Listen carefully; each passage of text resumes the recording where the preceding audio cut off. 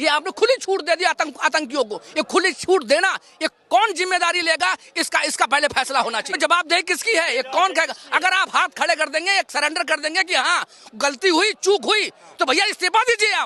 आपको इस्तीफा देना पड़ेगा। देश की जनता जानना चाहती है, देश की जनता ये देखना चाहती है। देश के प्रधानमंत्री हो तुम, आप गृह मंत्री हो, जिम्मेदारी अगर ली है और गलती हुई है, चूक हुई है, मरे हैं लोग, उनके घर में जाकर के पूछिए, उनके घर में जाके पूछिए कि अगर आप सुरक्षा व्यवस्था नहीं दे सकते और सारे सुरक्षा बलों को आप हटा देते हैं वहां से, क्या कह सकते हैं आप केवल खड़े होकर के ये कह दीजिए कि नहीं गलती हो गई तो सजा कौन भुगतेगा?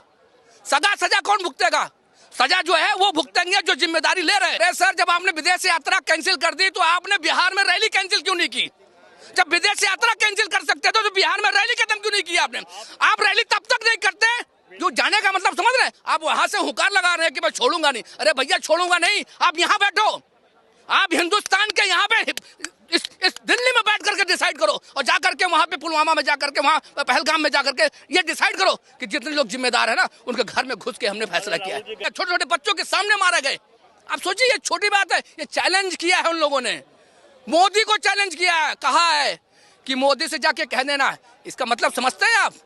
अब अगर आपने अगर कठोर कदम नहीं उठाया तो ये पूरे देश, ये जो यहाँ का भारतीय है, हिंदुस्तान का जो भारतीय हिंदुस्तानी है, वो आपको कभी माफ नहीं करेगा।